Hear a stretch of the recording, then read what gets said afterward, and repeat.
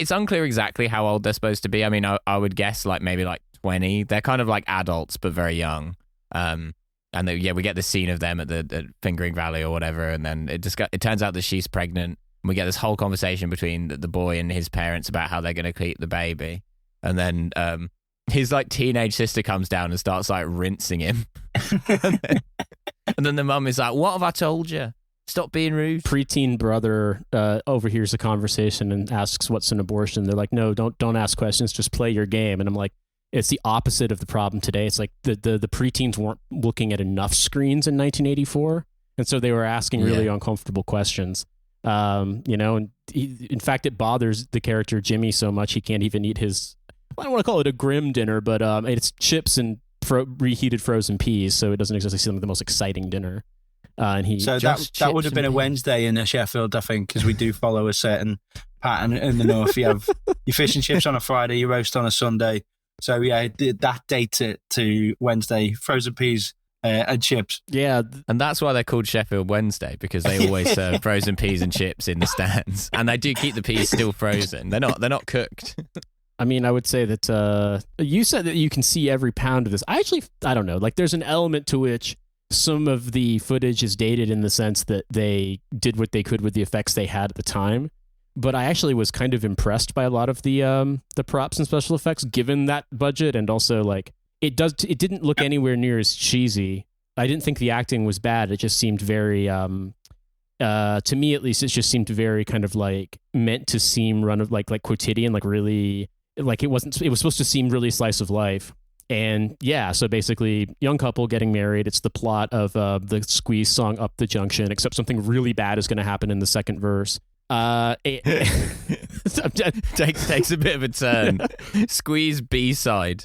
Yeah. Well, do you think he's using it as a metaphor? It's like the idea of being a young man in your 20s and then being told you have to get married, buy a place and settle down because you're having a kid is like, that's your nuclear war. I was trying to think of how it's the end of life as you know it. Yeah. I was trying to think about how Chris Difford would rhyme. I never thought it would happen with nuclear war in Iran, and I can't really do it on the fly. But it's one of the... there's something there. And then kind of in parallel to this plot line, we also have the chief executive of Sheffield City Council, which is, I have to say, this plot line is extremely giving the movie Cumbernauld Hit that we watched for TF years ago. In this, I don't know, Jamie, have you ever come across this? No. So the government made a movie to promote the Glasgow concrete suburb of Cumbernauld, like in the 60s, as like a model, like the suburb of the future. Oh, I'm already invested in this, so I that's why I haven't seen it. I don't need it. And so they built this kind of like, it's like what people thought the future would be like in the 50s or 60s. That's kind of what Cumbernauld looks like. And they made a fictional like spy thriller movie set in Cumbernauld called Cumbernauld Hit, with the idea that it would like promote like, these kind of new towns they were building in the UK. And you get all these scenes at like Glasgow City Council and also in like Glasgow University. They're like, there's a problem. We're going to get the boffins at Glasgow University on the case. And it's very weird. But yeah, this was kind of like, because they're doing this like kind of dramatic, like almost like West Wing style stuff where it'd be like, walking down the corridor like Mr. President, but it's like Mr. Leader of the Council.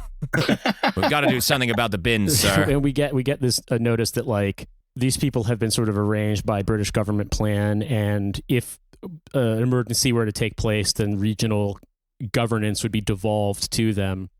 And so you get these kind of interstitial moments with like talking about you hear about the backstory about the war with the U.S. and the Soviet Union almost entirely through news dispatches until the actual nuclear exchange starts. But effectively, it's typewriter on the screen, or like TV in the pub in multiple different pub scenes. That there was a coup in Iran that was now pro-U.S. The Soviets accused the U.S. of fomenting it. They invade. The U.S. gives an ultimatum. There's like naval engagements. The U.S. invades.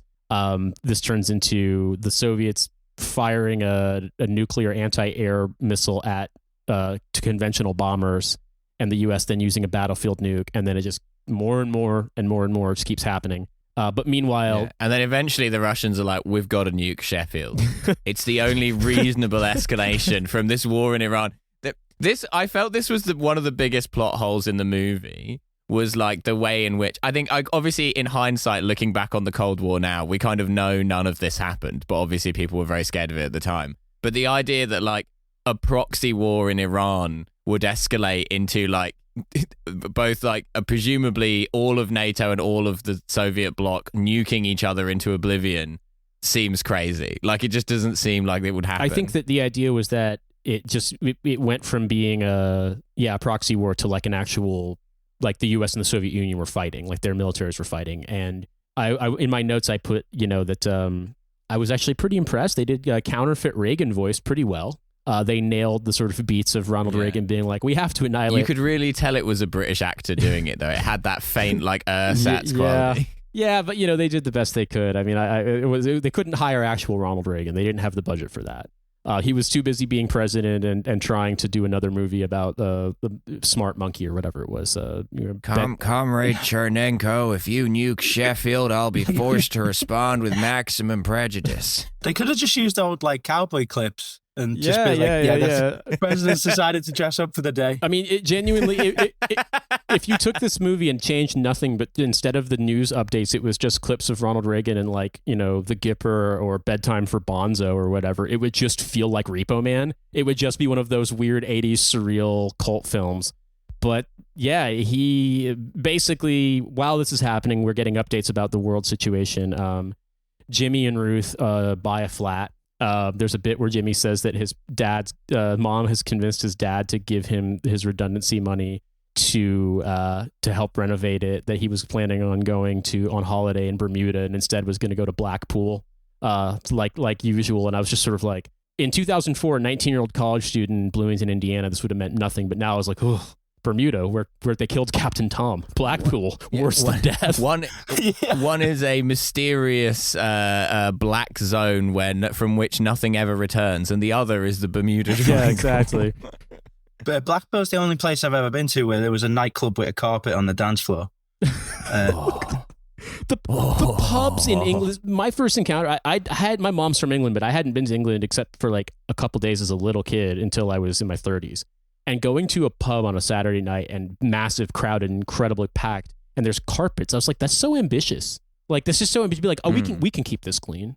Like, that's not going to smell. The flavor. Yeah, that's not going to smell bad. No one spills liquids in a pub in England when it's crowded. Like, being the carpet fitter hired to fit the carpet on the dance floor of a nightclub must feel kind of like being like the builder hired to build an execution chamber or something. Like, in principle, it's just another job, but I know that I'm complicit in something really heinous.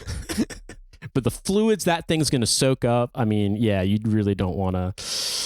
I just don't want to be the one to remove the carpet at the end. That's the one thing I ask. There was a time where they just said, okay, no more smoking in this room.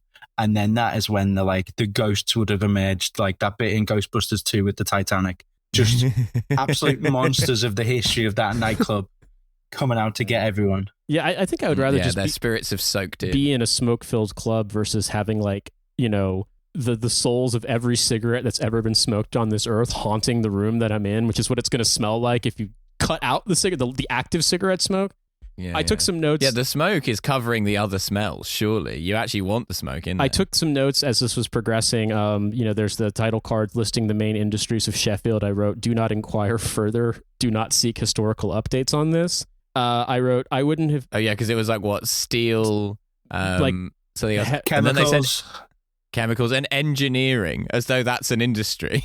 They just, Sheffield has an assembly line to produce guys who, have pocket protectors and slide rules and do those, what are they called? The prefab estates, where it's like, this will absolutely be watertight if you connect all 9 connectors on each panel, but you can get away with connecting 2 or 3 because Britain's not a damp country. Doesn't rain. There's no problem with that. I also wrote, in fairness, I wouldn't have picked anything up about the class stuff that was happening and that was sort of between Jimmy's family and Ruth's family when that's sort of the awkward family meeting taking place. Ruth's dad, who is like 90 years old for some reason. And Like, they're obvious. He fully looks like near death, but he's supposed to be the father of a 20-year-old woman. Let me just make sure. It's nice to reassess my priors. I suppose I read this as Jimmy's family is clearly far more working class than Ruth's. Ruth's family is more like suburban middle class. They have obviously live in a bigger home. The mother seems very worried about what they're going to think of her curtains and whatnot. And I wrote, I hate meeting my girlfriend's parents on the eve of the apocalypse. I also wrote when they were in the flat doing the renovations, I was like, yes, that's right. Get rid of the wallpaper, please. Because, wow. Yeah, it was. I will say this one thing that was interesting is that the Sheffield council headquarters building or wherever, where the sort of boffins, the Q of Sheffield Council, the M of Sheffield Council is hanging out. It's like a brutalist building, but it actually looks kind of new. And as such, it actually kind of looks modern-y, future-y. It doesn't have that sort of, concrete soaked with decades of rain look that a lot of those buildings have now. Yeah. It definitely. It's like, these things used to be in good repair at one time. A lot of the buildings, though, you are like, not much has changed after this. Yeah, nuke, there's that. I mean, I will.